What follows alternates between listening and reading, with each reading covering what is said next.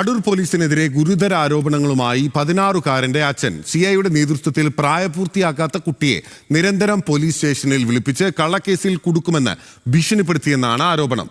സംഭവം അന്വേഷിച്ച് റിപ്പോർട്ട് നൽകിയ സ്പെഷ്യൽ ബ്രാഞ്ച് ഉദ്യോഗസ്ഥനെ സ്ഥലം മാറ്റിയതായും കുട്ടിയുടെ അച്ഛൻ ആരോപിക്കുന്നു. സുഹൃത്തിന്റെ സ്വർണ്ണവള കൂട്ടുകാർ ചേർന്ന് വിൽപ്പന നടത്തിയതുമായി ബന്ധപ്പെട്ടായിരുന്നു 16-കാരനെ സ്റ്റേഷനിൽ വിളിപ്പിച്ചത്. തുടർച്ചയായി കുട്ടിയെ പോലീസ് സ്റ്റേഷനിൽ വിളിപ്പിക്കുകയും ഭീഷണിപ്പെടുത്തുകയും ചെയ്തു.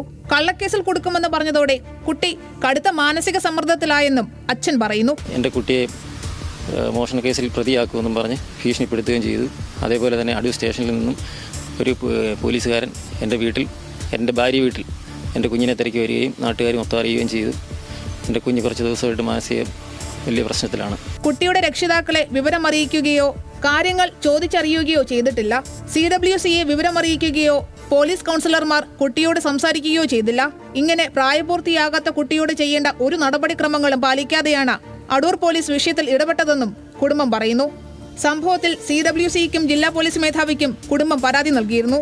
ഇതിന് പിന്നാലെയാണ് പത്തനംതിട്ട SP സ്പെഷ്യൽ ബ്രാഞ്ചിനോട് റിപ്പോർട്ട് ആവശ്യപ്പെട്ടത്.